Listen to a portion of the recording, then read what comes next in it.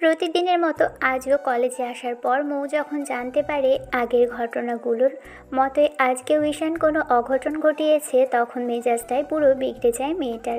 এই ছেলেটাকে ও বোঝাতেই পারে না যে ওর সামনে কিংবা ওর আশেপাশে কোনো মেয়ের সাথে এরকম করে কথা বললে আর এসব যদি ও জানতে পারে তাহলে মেজাজটা এমনিতেই খারাপ হয়ে যায়। এই ছেলেটার প্রেম ভালোবাসা করার এত কেন দরকার মৌ সেটাই খুঁজে পায় না। প্রতিদিনের মতো আজও কলেজে এসে বান্ধবীদের থেকে জানতে পারল একটা মেয়ের সাথে ঈশান কথা বলার চেষ্টা করেছে। নিজের একমাত্র মামাতো ভাইয়ের নামে এরকম কথা শুনে মৌ একদম চুপ করে রইল। তারপর একটা সময় ছেলেটা কোথায় থাকতে পারে সেটা খোঁজার জন্য যেতে গেলে বান্ধবী মৌকে আটকে দিতে গেলে মৌ হাত জোর করে ছাড়িয়ে নিল। তারপর কলেজের পিছন দিকটা আসতেই দেখলো ঈশান মেয়েটার সামনে দাঁড়িয়ে কথা বলার চেষ্টা করছে।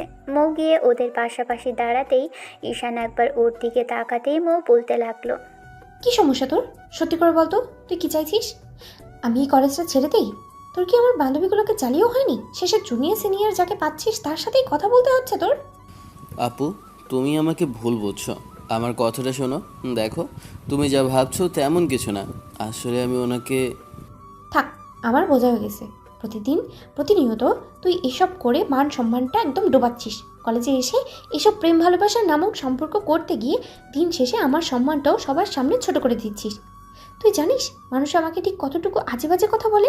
তোর বিয়ে করার যদি হয় তুই আমায় বলতি, আমি বাসায় বলে বিয়ের ব্যবস্থা করে দিতাম। তারপরেও চেনা নেই জানা নেই যাকে তাকে তুই প্রপোজ করছিস। তোর কি কোনো কাণ্ডজ্ঞান নেই? এসব তোকে আমি যা বোঝাতে চাই তুই তার উল্টোটাই বুঝিস। তুই কেন এরকম করছিস বলতো? আজব, তোর তো মাথাও খারাপ নয়, আর পাগলও হোসনি। তাহলে 2 দিন বাদে এসব কি ঈশান? আপু, আমার কথা শোনো। আসলে আমি ওনার... আজকে আর কোনো কথা শুনতে চাই না। আমি তোর যত কথা শুনেছি সব কিছু আজকে আমার কাছে মিথ্যে বলে মনে হচ্ছে। প্রতিনিয়ত আমাকে দেওয়া প্রত্যেকটা কথা তুই ভঙ্গ করেছিস। আজকে এখানে আর কোনো কথা হবে না, কারণ এরপর আমি আর এই কলেজে আসবই না। আর আসলে আমাকে এইসব কথা শুনতে হবে। তুই তুই খুব হ্যান্ডসাম, বড় লোকের ছেলে, সেই জন্য হয়তো মেয়েরা তোকে পছন্দ করতেই পারে। আর তুই সবার পিছনে ঘুরঘুর করতেই পারিস, কিন্তু এগুলো তো আমার দেখতে ইচ্ছে করে না, ঠিক আছে? ঈশান পড়ে গেল বিপাকে। এখন মৌ আপুকে যদি আটকাতে না পারে তাহলে মেয়েটা বাসায় গিয়ে সবটা বলে দিবে। সব শোনার পর আম্মুর পিঠের ছাল তুলবে।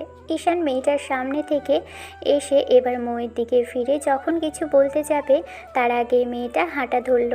ঈশান কয়েক পা এগিয়ে এসে মেয়েটাকে ডাকলো, কিন্তু মৌ দাঁড়ালো না। ঈশান সাথে সাথে এসে মেয়েটার একটা হাত ধরতে গেলে মৌ এক ঝটকায় হাতটা ছাড়িয়ে নিল। তারপর নিজেই ওর হাত ধরে টানতে টানতে ক্যাম্পাসের বাইরে নিয়ে আসে। কয়েক সেকেন্ডের দূরত্ব, আর কয়েক সেকেন্ড পরে একটা রিক্সা আসলে মৌ উঠে যায়। কলেজ করার ইচ্ছেটা নষ্ট হয়ে গেছে। প্রতিনিয়ত ছেলেটাকে বলেছে অন্য সব মেয়েদের সাথে কথা না বলতে, কিন্তু ঈশান সেটাই করে। আর আজকেও কলেজে আসার পর প্রথমেই এসব কিছু জানতে পারার পর ময়ের ইচ্ছে হচ্ছিল ছেলেটাকে কোনো দিন যে কাজটা করেনি আজকে সেটা করতে, ছেলেটাকে কষিয়ে একটা থাপ্পড় বসাতে। অনেক আগেই এই শাসনটা করা উচিত ছিল। আসলে জোড়াজুড়িতে আর ওর মামাকে বলে দিলে ওর মামা রাগ অভিমান করবে আর ছেলের সাথে কথা বলবে না। এসব জানার পর বকাঝকা করবে, এটা ভেবেই মৌ কখনো মামাকে বলেনি মামাকে খুব ভালোবাসে কি না। আর মামাও ভাগ্নিকে একদম মেয়ের মতোই আগলে রেখেছে। মৌয়ের বাসার অবস্থা একেবারে খারাপ তা নয়। মৌয়ের ছোট একটা বোন আছে, মামার কোনো মেয়ে নেই, সেজন্য মৌ মামা বাড়িতেই থাকে। আর কলেজ করার সুবিধার্থে এই মেয়েটাও এখান থেকেই পড়ালেখাটা চালিয়ে যাচ্ছে। কিন্তু কলেজে আসার পর থেকে দেখছে প্রতিনিয়ত ঈশান এসব করে বেড়াচ্ছে। অনার্স সেকেন্ড ইয়ারের ছেলেটা কিনা যে মেয়েকে সুন্দরী দেখছে তাকেই প্রপোজ করেছে, কথা বলার চেষ্টা করছে। কি জানি কি হয়েছে, বারণ করলেও শোনে না। সবার সামনে তো মুখে একদম আপু আপু করে মুখ দিয়ে ফেনা তুলে ফেলে ছেলেটা। আপু কথা শুনে এই করবে ওই করবে, কিন্তু না, দিন শেষে সবই ওর মিথ্যা কথা। এসব কিছুর জন্য মৌয়ের আজকে নিজেরই খারাপ লাগছে। পাশাপাশি রিকশায় দুজনে বসে আছে। মৌ কোনো কথা বলছে না দেখে ঈশান ওর একটা হাতের উপর হাত রাখতে গেলে মৌ সরিয়ে দিল। ঈশান একটা দীর্ঘশ্বাস ফেলে মৌকে এক পাশ থেকে জড়িয়ে ধরতে গেলে মেয়েটা বলতে লাগলো, ছবি না, আমার একদম ছবি না। তুই কি ভেবেছিস তোর এই সব বারো ভাতারি আর লম্পট মেয়েগুলোর মতো আমাকে মনে হয়? যা বলবি, যা করতে চাইবি আমি তাই করতে দেবো? তোকে আমি বলেছিলাম না তুই ওদের আশেপাশেও যাবি না? তাহলে কেন গেলি? আমার বান্ধবীদের জ্বালিয়ে ভালো লাগেনি, এখন আমাকে জ্বালাতে এসেছিস? কি সমস্যা তোর ঈশান বলতো? কি চাই তোর? প্রেম ভালোবাসাটা কি জীবনের সব কিছু? আচ্ছা আচ্ছা বুঝলাম, প্রেম ভালোবাসাটাই সব কিছু, কিন্তু বিয়ের পরও তো ভালোবাসা যেত। তাহলে তুই কেন বুঝতে চাইছিলি না? এসব করে তুই শুধু কষ্টই পাবি। তাহলে তুই যে কেন কষ্টটা পেতে যাবি? তোকে আমি কি কম বোঝালাম? আর তুই কি করলি? দিন শেষে সেই একই কাজ করে গেলি। তোকে আর যে কি করে বোঝাবো আমার সেই ভাষাটা না জানেনি। যাই হোক, আজকের পর থেকে আমি আর তোকে বোঝাবো না। এই কলেজে প্রতিনিয়ত আমি আসলেই দেখব তুই প্রতিনিয়ত এইসব কাজ করছিস, আর তাতে আমার মেজাজটা গরম হবে। আর আমি চাইছি না এরকম কিছু হোক। তাই আজকের পর হয় তুই কলেজে আসবি, আর না হয় আমি কলেজে আসা বন্ধ করে দেবো। আপু প্লিজ এরকম করো না। দেখো আমি বলছি সব কিছু ঠিক হয়ে যাবে। আজকের পর থেকে কোনো মেয়ের সাথে কথা বলবো না। আচ্ছা ঠিক আছে, যাও। তুমি যদি বলো কোনো মেয়ের দিকে তাকাবো না। আর এখন থেকে তোমার সাথে কলেজে আসা শুরু করব। এরপর থেকে দেখো। এসব মিথ্যে কথা আমি শুনতে চাইছি না। এখন চুপচাপ আমার সাথে বাসায় চল। তাহলে তুমি বলো যে আব্বুকে এইসব কিছু বলবে না, তাহলে আমি বাসায় যাব। না হলে কিন্তু প্রত্যেকবার তুই এগুলোই বলিস, কিন্তু নিজেকে পরিবর্তন করতে পারিস না। কি এমন দেখেছিলি আজকে ওই মেয়েটার মাঝে? আমারও তো মনে হলো না যে ইমপ্রেসিভ কিছু আছে ওর মাঝে। প্রেম ভালোবাসা জোর করে হয় না, তুই সেটা বুঝিস না? মেয়েটা তো তোকে পছন্দ করে না, ওর চেহারা দেখেই বোঝা যাচ্ছে। তারপরেও তুই জোর জবরদস্তি করে ওখানে দাঁড়িয়ে আছিস। তোর অবস্থার পরিস্থিতির কথা ভেবে তোর তোর সাথে শুধু কথা বলেছি আজকে। 2 দিন বাদে দেখবি তোর থেকে টাকা পয়সা হাতানো হয়ে গেলে ওরা ঠিকই চলে যাবে। তুই কেন এসব বুঝতে পারছিস না? সত্যিকারের ভালোবাসা এমন করে হয় না ঈশান। তোর আশেপাশে এত মানুষ ঘুরঘুর করে, তুই তুই যাকে তাকে ধরলেই বুঝতে পারিস। যদি ভালোবাসে তাহলে যে তোর এত কাছে আছে তাকে কেন বলতে পারিস না? ঠিক আছে আপু, এরপর থেকে আমি চেষ্টা করব এসব না করার। এখন রাগ করে থেকো না, আমি আর কখনো এরকম কিছু করব না, বললাম তো। তুই আমার কথা রাখবি অনেকবার বলেছিস, তবে করে দেখাতে পারিস না। তাই আমি চাইছি না এসব নিয়ে কোনো কথা হোক। আজকে তুই বাসায় যাবি আমার সাথে, আর আমি আজকে মামিকে সবটা বলবো। তাদের ছেলে যে কী সব করে বেড়াচ্ছে আর 10টা বাজে ছেলের মতো, সেটা তাদের শোনার দরকার, নাহলে ভবিষ্যতে এসব ক্ষতির কারণ হবে। অনেক চেষ্টা করেও মৌকে বোঝানো গেল না। মেয়েটা বাসার সামনে এসে নেমে গেলেই ঈশান রিকশার ভাড়াটা দিতে লাগলো।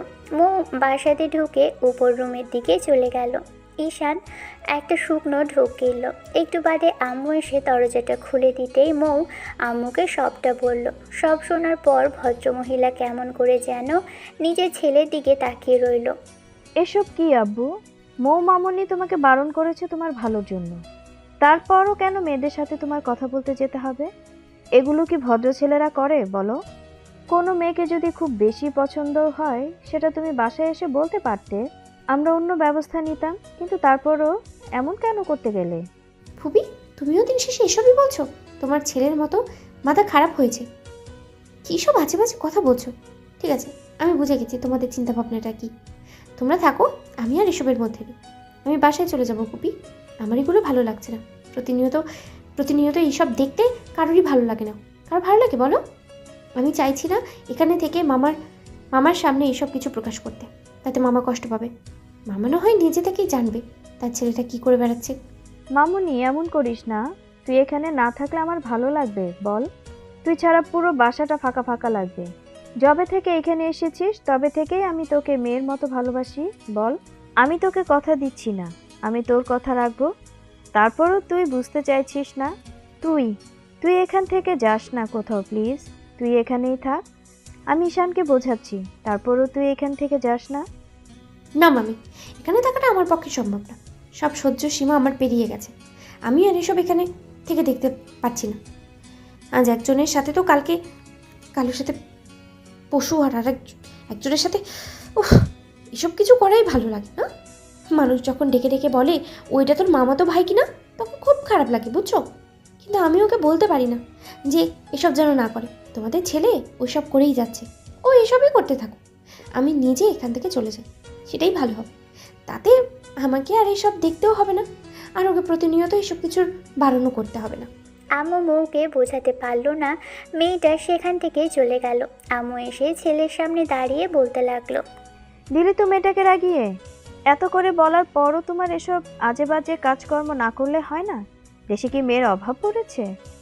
আর নাকি তোমার প্রেম ভালোবাসা করার এতই শখ জেগেছে? তাহলে বলো আমাকে। আমি তো জাস্ট কথা বলছিলাম। আর তুমি কি না এমন করে আমাকে সন্দেহ করছো? বিশ্বাস করো আম্মু। আর কিছু বিশ্বাস করতে হবে না। আজকেই তোমার আব্বু আসুক, তারপর তোমাকে দেখাচ্ছি মজা। আম্মুও চলে গেল। মৌ আপু তো অনেক আগেই চলে গেছে। অনেক চেষ্টার পরও আম্মুর সাথে কোনো প্রকার কথা বলা গেল না। খাবারটা খেয়ে তারপর একটু রেস্ট নেওয়ার জন্য রুমে এসেছিল ঈশান। আজকে যে মেয়েটার সাথে কথা বলছিল, মেয়েটা দেখতে সুন্দর, সেজন্যই কথা বলছিল। তাই হয়তো মৌ আপু এরকম রেগে গেছে, ওকে কোনো মেয়ের সাথে কথা বলতে দিতে চায় না। কিন্তু এর কারণটাও ঈশান জানে না। ছেলেটার কি একটাই দোষ? ও একটা প্রেম করার জন্য কিছুদিন যাবৎ ঘুরছে, কিন্তু কাউকেই পটাতে পারছে না। মৌ বলে দিয়েছে পড়ালেখা ছাড়া এসব আজে বাজে চিন্তায় যেন না করে। কিন্তু কি কাজ? বন্ধুরা ওকে খেপিয়ে তুলেছে, এসব আজে বাজে বলে ওকে একদম পাগল করে রেখেছে। ঈশান জানে না ওদের কথা কেনই বা শুনছে আর কেনই এসব আজে বাজে কাজ করছে। তবে মাঝে মধ্যে মনে হয় এই একলা লাইফে কাউকে একজন চাই, এসবের আড়ালে যে ওর চোখের আড়ালে কিছু একটা ঘটছে সেটা ভাবার চেষ্টাও করছে না। যাই হোক, ঈশান রুমে এসে ফ্রেশ হয়ে একটু ঘুম দিল। বিকেলে ঘুম থেকে উঠে ফ্রেশ হয়ে নাস্তা করে ডাইনিংয়ে বসলো। কিছুক্ষণ বসে থেকে তারপর যখনই বাইরে যাবে, দেখলো আম্মু ডাইনিং কিচেনে একা একা রান্না করছে। এমন কিছু দেখে ঈশান আজকে অনেকখানি অবাক হলো। আব্বুকে আজকে দেখা যাচ্ছে না, তাহলে কি মেয়েটার রাগ করেই রান্নাঘরে আসেনি? ঈশান কিছুক্ষণ চুপ করে থেকে এগিয়ে আসলো। এসে তারপর আম্মুকে উদ্দেশ্য করে বলতে লাগলো, আম্মু, তোমাদের মেয়ে কোথায় বলো তো? তাকে দেখছি না যে আজকে। নাকি আমার উপর রাগ করে এখনও রুম থেকে বেরই হয়নি? আচ্ছা ঠিক আছে, যাও, আমি রাগ ভাঙিয়ে নিয়ে আসছি। ঈশান মজা করে কথাটা বললেও দেখলো আম্মু মুখটা কালো করে রেখেছে। তারপর একটু ছেলের দিকে তাকিয়ে থেকে কথা জবাব না দিয়ে আম্মু রান্নার কাজে মনোযোগ দিল। ঈশান বারবার মেয়েটার কথা জিজ্ঞেস করলো। রুমের সামনে গিয়ে দেখলো রুমের দরজা বন্ধ ভিতর থেকে। হয়তো মেয়েটা ভিতরে শুয়ে আছে। অনেকবার ডাকাডাকি করার পরেও যখন রেসপন্স পেল না, তখন ঈশান তাড়াহুড়ো করে নিচে নামলো আর বলতে লাগলো, আম্মু, আপু কোথায়? দেখছি না যে বজ্জাত মহিলাটাকে। রুমের দরজা বন্ধ দেখলাম না। কি হয়েছে বলো তো? কোথাও গেছে নাকি? সত্যি করে বলো, আবার বাইরে গেছে কিনা? আম্মু তারপরও কোনো কথা বলল না। একটু বাদে ঈশানের মনে হতে লাগলো, তাহলে কোনো অঘটন ঘটালো না তো মেয়েটা? রাগের মাথায় আবার চলে গেলে না তো? কথাগুলো ভেবে ঈশান বিষয়টা যখনই প্রশ্ন করতে যাবে তার আগেই আম্মু নিজেই বলতে লাগলো, তোমার এসব কাজকর্মে আমার মেয়েটা বিরক্তিত, তাই ও এখান থেকে চলে গেছে। বলেছে যেদিন তোমার বিয়ে হবে, যেদিন এক মেয়ের প্রতি আসক্ত হতে পারবে, সেই দিন যেন তাকে ডাকি। তোমার প্রেম করার যে এত ইচ্ছে সেটা আমরা আগে জানিনি। না হয়তো তোমাকে কলেজে পা রাখতেই বিয়ে করিয়ে দিতাম, তারপর বউয়ের সাথে প্রেম করতে। কিন্তু না, আমি বুঝতে পারিনি যে তুমি এসব কাণ্ড করে বেড়াবে। আর যাবার সময় মৌ বলে গেছে, কাল যে মেয়েটার সাথে কথা বলেছিলে, মেয়েটা এতই ভালো যে 10টা প্রেম করে বেড়ায়। তুমি হচ্ছিলে তার 11 নম্বর প্রেমিক, যার কাছ থেকে টাকা পয়সা নেয়া ছাড়া আর বেশি কিছু হতো না। আর তুমি সেই ফাঁদে পা দিতে যাচ্ছিলে। প্রেমে পড়ার চক্করে এত সব আজে বাজে কাজ তুমি করতে আরম্ভ করছো, যা শুনে আমি রীতিমতো অবাক হচ্ছি। যাই হোক, তোমাকে এসব বলে লাভ নেই, তুমি যা খুশি তাই করো। তবে একটা কথা, আমার মেয়েটার এখানে আসবে না। এবার তো তুমি খুশি? তোমাকে এসব উল্টাপাল্টা কাজ করতে বারণ করার পরেও তুমি এগুলোই করলে। তোমার আব্বু যদি জানতে পারে তাহলে কত কষ্ট পাবে ভেবেছো? এটা কোনো কথা হলো? আমি বারবার করে বললাম আমি তো। সব কিছু তোমার মজা মনে হয়? তুমি কিছু জানো না আব্বু, আমরা কি ভেবেছি আর তুমি কি করছো সেটা নিয়েই আমার কিছুই ভালো লাগছে না। তার উপর মেয়েটাও আজকে রাগ করে বাসা থেকে চলে গেল। মেয়েটাকে বোঝাতে পারলাম না। যাই হোক, তুমি তোমার মতো যা ইচ্ছে তাই করতে পারো, এখন আর বাধা দেওয়ার মতো কেউ নেই। তুমি কি একটু কিছু বুঝতে পারো না? এতটাই কি বাচ্চা তুমি যে কিছুই তোমার বোঝার বয়স হয়নি? সত্যি করে আমাকে একটু বলবে, ঈশান মাথা নিচু করে রইল। রুমে আসতে গেল, কিন্তু কেন জানি মনে হচ্ছে কিছুই ভালো লাগছে না। রাতে কোনো রকমের সবার সাথে একটু ডিনার করে রুমে আসলো। মনে হতে লাগলো পুরো বাড়িটা ফাঁকা ফাঁকা লাগছে। সকাল থেকে দুপুর অবধি তেমনটাই লাগলো। আম্মু কেমন মুখটা কালো করে আছে। যতবার এসব কথা বলার চেষ্টা করলো ততবারই এড়িয়ে যাচ্ছে। শেষে ঈশান রুমে আসতেই তখন আম্মু বলতে লাগলো, আমাকে যদি কিছু বোঝাতে এসে থাকো তাহলে আমি বলবো আমাকে বোঝাতে হবে না, তুমি তোমার কাজে যাও। আর দেখো, এসব বুঝিয়ে কোনো লাভ হবে না।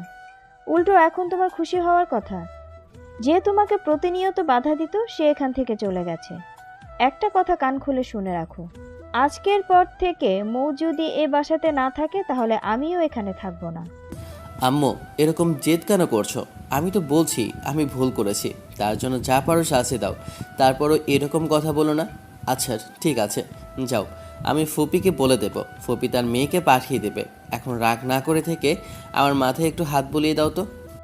আমি কিছুই করতে পারবো না, তুমি যাও এখান থেকে। আমার কিচ্ছু ভালো লাগছে না। আমার মেয়েটাকে বাসা থেকে তাড়িয়ে এখন তুমি এসেছো আদিক্ষেতা দেখাতে। যদি বাসায় ওকে ফিরিয়ে আনতে পারো তাহলে তুমি যা বলবে তাই হবে। যা বলবে সেটাই শুনবো আমি, তার আগে নয়। আম্মুর এরকম তারা কথাতে ঈশান কিছুক্ষণ যাবৎ আম্মুকে বোঝানোর চেষ্টা করলো। তারপরও কোনো কাজ হলো না। কেউ যে নিজের ভাগ্নিকে এত ভালোবাসতে পারে, যে কিনা তার হাজবেন্ডেরই বোনের মেয়ে, তাকে এত ভালোবাসতে পারে, ঈশান সেটা প্রথমবার দেখছে। আসলে মৌ ভালোবাসার মতোই একটা মেয়ে, অনেক আদরের। তার উপর যবে থেকে মামা বাড়িতে এসেছে তবে থেকেই বাড়িটা পুরো ভরে আছে।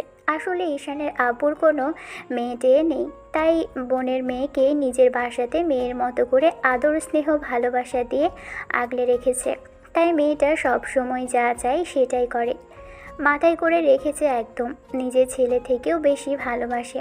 আর সেই মেয়ে বাসা ছেড়ে চলে গেছে। মৌ এখানে থেকেই অভ্যস্ত। কলেজ লাইফ থেকে শুরু করে নিয়ে অনার্স লাস্ট ইয়ার পর্যন্ত এখনও এখানেই আছে। ঈশানের থেকে বারবার এসব ঘটনা দেখার পর মেয়েটা বিরক্ত। ঈশানকে বোঝানো ওর জন্য দায় হয়ে পড়েছে। এসব ঘটনার প্রতিনিয়ত দেখে দেখে মৌ বিরক্তিত।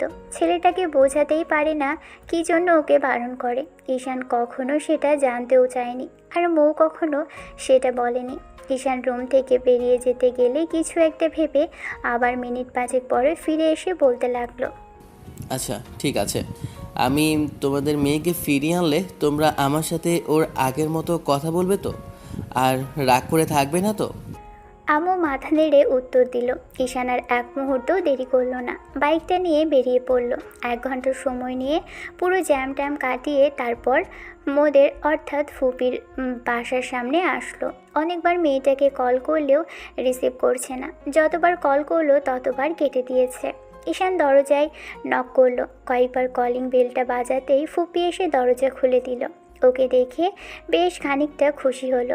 ঈশান আর এক মুহূর্তও দাঁড়ালো না। ভিতরে আসতে আসতে ফুপির মেয়ের কথা জিজ্ঞেস করতেই বলল উপরের রুমে শুয়ে আছে। তখনই ঈশান তাড়াহুড়ো করে দৌড়ে উপরে আসলো। রুমের দরজাটা ভেড়ানো ছিল। ঈশান এসে রুমের দরজা ঠেলে ভিতরে প্রবেশ করতেই মৌ ওকে দেখে বেশ খানিকটা হকচকিয়ে যায়। মেয়েটা আনমনেই কিছু একটা ভাবছিল। যখনই ঈশান দরজাটা খুলেছে তখনই মেয়েটা ওকে দেখে উঠে বসেছে। ঈশান রুমে ঢুকতেই দেখে বেশ খানিকটা বিরক্তি নিয়ে রাগী কণ্ঠে বলতে লাগলো, কি ব্যাপার, তুই এখানে কি করছিস? তোকে না বলেছি তোর কোনো পার্সোনাল বিষয় আমি আর নাক গলাবো না। আর আজকে থেকে তুই যা খুশি তাই করতে পারিস, তাহলে তুই এখানে আবার কি করছিস? আমি কি এখানে আসতে পারি না? আমার ফুপির বাড়িতে কি আমার আসার কোনো অধিকার নেই? তাছাড়া তুমি এত রেগে যাচ্ছ কেন? সত্যি করে বলো তো কি হয়েছে? কিছু হয়নি, আমার বাসাতে আসতেই ইচ্ছে করেছিল তাই চলে এসেছি। আব্বু আম্মুকে ডেকে নিয়েছি। এখান থেকে আমি আব্বু আম্মুর কাছেই থাকবো। আর সবচেয়ে বড় কথা হচ্ছে যে আমার বয়স হচ্ছে, আব্বু বিয়ের জন্য পাত্র দেখছে, তাই ভেবেছি আব্বু যাকে বলবে তাকে বিয়ে করে নেব। আমি কি আবার সবার মতো নাকি যে যেখানেই সুন্দরী মেয়ে দেখবো সেখানেই দৌড়ে যাব? আপু, মারো বকো গায়ে হাত তোলো, যা ইচ্ছা তাই করো, কিন্তু বাসায় তোমাকে ফিরে যেতেই হবে। তুমি যদি বাসায় না যাও তাহলে আম্মু আমার সাথে কথাই বলবে না। তাতে আমার কি, আমি কি করতে পারি? এখান থেকে যা। তোকে বলেছি না তোর সাথে আমার আর কোনো কথা নেই। তোকে যতটা বোঝানোর চেষ্টা করেছি তুই তার উল্টো কাজই করেছিস। তোকে তোকে আর আমি কিচ্ছু বোঝাবো না। তোকে যতই বোঝানোর চেষ্টা করি তুই ততই তার উল্টোটাই করিস। তুই তুই এতটাই বাচ্চা যে কোথায় কি হচ্ছে সেটা বুঝতে পারিস না। একটা সুন্দরী মেয়েকে দেখলেই তার পেছনে পড়ে যাস। এতে মানুষ তোকে বখাটে লম্পট বলে। একটা ছেলেকে প্রতিনিয়ত নতুন নতুন সব মেয়ের পেছনে ঘুরতে দেখতে দেখতে এটাকে কেউ তোকে তোকে নিয়ে ভালো কিছু ভাববে বল? আর তার উপরে যখন আমাকে সবার সামনে রেখে সব বলে তখন নিজের নির্লজ্জতার মাথায় কাটা যায় আমার, বুঝছিস? তুই কি একবারও এইসব বুঝতে পারিস না? তুই কেমন মানুষ আমি সেটা জানি না। তুই এসব করে বেড়াবি সারাটা জীবন। তুই এসবই কর। তোর আমাকে বোঝাতে আর আসতে হবে না। তুই যা এখান থেকে, আমি আর কোথাও যাব না। দেখো আপু, আমি এখন থেকে আর এরকম কিছু করবো না তো বলছি। এখন থেকে তুমি যা বলবে সেটাই শুনবো। তুমি বড় আপুর মতো যা বলবে সেটাই হবে এখন থেকে, দেখো। না, তোর কোনো কথা শুনতে হবে না। তুই যা খুশি তাই কর। তোকে আমি কোনো বাধা দেব না। আমি আমি কেনই বা তোকে বাধা দেব? আমার কোনো অধিকার নেই। আমি তোর ফুফাতো বোন আর তুই আমার মামাতো ভাই। এসবে আমার আর কোনো অধিকার নেই তোকে জোর জবরদস্তি করে। তোর যা খুশি তুই তাই করতে পারিস ঈশান। কিন্তু এরকম করে বললে তো হয় না। আমাকে যে তোমাকে নিয়ে যেতেই হবে। এখন ব্যাগটা কোথায় দাও, আমি সব কিছু গুছিয়ে দিচ্ছি। তারপর চলো। আম্মু কিন্তু দুপুরে ডিনার করেনি, মেয়েকে নিজ হাতে খাওয়াবে, তারপরে নিজে খাবে এইসব বলেছে। এখন দেখি ব্যাগটা কোথায় রেখেছো। ঈশান মৌয়ের ব্যাগটা খুঁজতে লাগলো কিন্তু খুঁজে পাচ্ছে না। শেষে মৌ উঠে আসলো ঈশানকে রুম থেকে বের করে দেওয়ার জন্য। হাত ধরতে নিতেই তখনই ঈশান বলতে লাগলো, আপু এমন করতেছো কেন? বললাম তো ভুল হয়েছে, আর কখন এরকম করবো না। আচ্ছা ঠিক আছে, যাও। এই কান ধরছি, নাক ধরছি, তুমি যা বলবে সেটাই হবে। এখন থেকে তোমাকে রোজই বাইকে করে কলেজে নিয়ে যাব তোমাকে, আর কলেজ থেকে নিয়েও আসবো। অন্য কোনো মেয়ের দিকে তাকাবো না, সবসময় চুপচাপ বসে থাকবো। বন্ধুদের সাথে আড্ডা দিব, তবুও কোনো মেয়ের দিকে নজর দেবো না। আর যদি ওরা বাজি ধরে কোনো মেয়েকে পটানোর জন্য বলে, তারপরও আমি ওদের সাথে এসব বিষয়ে কোনো আলোচনা করব না। এখন চলো সোনা আপু। ঈশানের কথাতে মৌ অসহায়ভাবে তাকিয়ে রইল। ইচ্ছে তো করছে ছেলেটাকে কষিয়ে একটা থাপ্পড় মারতে, কিন্তু অসহায় চেহারা দেখে এখন ইচ্ছেটাই মরে গেছে। মৌ জেদ ধরে বসে আছে দেখে ঈশান এসে ওর সামনাসামনি বসলো। একটা হাতে দু হাতের মধ্যে নিয়ে কিছু বলতে যাবে, তার আগে মেয়েটা হাত ছাড়িয়ে নেওয়ার চেষ্টা করলে ঈশান বেশ খানিকটা আদুরে কণ্ঠে বলতে লাগলো, তুমি কি চাইছো এই মুহূর্তে আমি তোমাকে কোলে করে ওঠাই? আমার তো মনে হচ্ছে তুমি এটাই চাইছো, তাহলে সেটা সরাসরি বলো। এবার কিন্তু বাড়াবাড়ি হয়ে যাচ্ছে। বাসায় কিন্তু আপু আম্মু আর বোন তিনজনেই আছে। ওরা যদি এসব কিছু দেখে লজ্জা কিন্তু আমাকেই পড়তে হবে। তুই না হয় নির্লজ্জ বেহা, তাহলে আমি নই। ভালো কথা শুনলে না না? এখন লজ্জায় পড়লে সেটাতে আমার কোনো দোষ নেই। ঈশান আর কোনো কিছু বলতে দিল না মৌকে। মেয়েটার ব্যাগটা এনে সামনে রেখে তারপর হ্যাচকা টানে মেয়েটাকে কোলে উঠিয়ে নেয়। আচমকা ঈশানের এরকম কর্মকাণ্ডে মৌ বেশ খানিকটা ভয় পেয়ে গেল। ঈশানের গলাটা জড়িয়ে ধরে মেয়েটা আমতা আমতা করতে লাগলো। ঈশান ব্যাগটা কোনো রকমে হাতে নিয়ে মেয়েটাকে দুই হাতে কোলে উঠিয়েছে। বেশ খানিকটা কষ্ট হবে এমন করে যেতে। তারপরও রুমের বাহিরে আসলো। তারপর যখনই ডাইনিং থেকে বেরিয়ে যাবে, এরই মাঝখানে ফুপি অর্থাৎ মৌয়ের আম্মু তাড়াহুড়ো করে এসে সামনে দাঁড়ালো আর বলতে লাগলো, কি হয়েছে রে আবু? তুই এমন করে আমার মেয়েটাকে নিয়ে কোথায় যাচ্ছিস? কালই তো আসলো আর আজই নিয়ে যাচ্ছিস? দেখো ফুপি, আমি এরকম করে তোমার মেয়েকে এখানে আনতে পারবো না, কারণ আম্মু না খেয়ে বসে আছে। বলেছে তাদের মেয়েকে না গেলে খাবে না। নিজ হাতে দুপুরে লাঞ্চ করাবে, তারপর মুখে কিছু তুলবে। এখন কথা বলো না তো, আমাকে যেতে দাও। আর আমি কথা দিচ্ছি, তোমাদের যখন ওকে দেখতে ইচ্ছা করবে ওকে নিয়ে আসবো। এখন আমাকে যেতে দাও প্লিজ। মৌ ঈশানের গলাটা জড়িয়ে ধরে রেখেছে। আম্মুর সামনে বেশ খানিকটা লজ্জা লাগলেও ওর বুকের মধ্যে মুখ লুকিয়ে রাখলো। ফুপি একটু মুচকি হাসতেই ঈশান বেরিয়ে আসলো। শেষে বাইরে এসে তারপর মেয়েটাকে দাঁড় করালো। বাইকে উঠে ব্যাগটা নিজের সামনে দু হাঁটুর উপর, তারপর মেয়েটাকে উঠতে বলল। তারপরও মৌ উঠছিল না। ঈশান জোর করে মেয়েটার হাত ধরে টেনে ওঠাতেই মৌ বিরক্তি নিয়ে ঈশানের দিকে তাকালো। ছেলেটা রিকোয়েস্ট করতে লাগলো ওকে ধরে বসার জন্য, কিন্তু মেয়েটা তাও করছিল না। শেষে ঈশান কিছু একটা ভেবে ব্যাগ থেকে মৌয়ের একটা ওড়না বের করে মৌয়ের কোমর পেঁচিয়ে তারপর নিজের কোমরের সাথে শক্ত করে বাঁধল। ঈশানের এরকম কর্মকাণ্ডে মৌ অবাক হলেও ফিক করে হেসে ফেলল, যেটা ঈশান দেখেনি। তবে আজকে মৌ একটাবারের জন্য ঈশানের কাঁধের কিংবা কোমর জড়িয়ে ধরেনি। মেয়েটা বাইকে উঠতে খুব বেশি ভয় পায়, আর যদি একটু জোরে ড্রাইভ করে তাহলে তো আর কথাই নেই। কিন্তু আজকে এক প্রকার বিরক্তি নিয়ে চুপ করে আছে। ঈশান অনেকক্ষণ যাবৎ বোঝানোর চেষ্টা করেও যখন কাজ হলো না, তখন একটা আইসক্রিমের দোকানের সামনে এসে অনেকগুলো আইসক্রিম কিনে দিল মৌকে। মেয়েটা ফেলে দিল, তারপর চকলেট, তারপর ফুচকা, তাতেও কোনো কাজ হলো না। শেষে মনে হলো যে কালো গোলাপ মেয়েটার বড্ড বেশি পছন্দ। একটা ফুলের দোকানের সামনে এসে একগুচ্ছ কালো গোলাপ কিনে দিতেই মেয়েটা এবার খুশি হয়ে গেল। তারপরই দুজনে বাসায় ফিরল। তারপর বাসার সামনে এসে ঈশান বাঁধনটা খুলে দিতে মৌ নেমে দাঁড়ালো। মেয়েটা ফুলের ঘ্রাণ নিচ্ছে। ঈশান মেয়েটার হাত ধরতেই ও যাবে না বলে জেদ ধরল। ঈশান উপায় না পেয়ে আবারও মৌকে কোলে ওঠালো। ঈশান জানে না মেয়েটা এই মুহূর্তে এত জেদ ধরছে কেন, তবে এই সুন্দরীকে এখন কোলে তুলতেও কেন জানি ভালোই লাগছে। মেয়েটা ওর গলা জড়িয়ে ধরে বুকে মুখ লুকিয়ে রেখেছে। আম্মু দরজা খুলে দিল। মুখে দেখে বেশ খানিকটা খুশি হলো। ঈশান সামনে হাত থেকে ব্যাগটা ফেলে দিয়ে বলতে লাগলো, আম্মু, ডাইনিংয়ে খাবার দাও। আমি তোমাদের মেয়েকে ডাইনিংয়ে নিয়ে বসাচ্ছি। তোমার মেয়েকে আনাটা কি চারটেখানি কথা? অনেক কাঠখড় পোড়াতে হয়েছে, কোনো কথাই শুনতে চায় না। কেন শুনবো? কি জন্যে শুনবো? তুমি কি খুব সোজা কথার মানুষ? তুমি ওকে কেন রাগিয়ে দিয়েছিলে? ওর কথা শুনলেই তো হতো, তাহলেই তো ও এখান থেকে যেত না। তুমি আমার মেয়েটাকে বারবার রাগিয়ে দাও। ওকে রাগিয়ে না দিলেই আর এসব করবে না।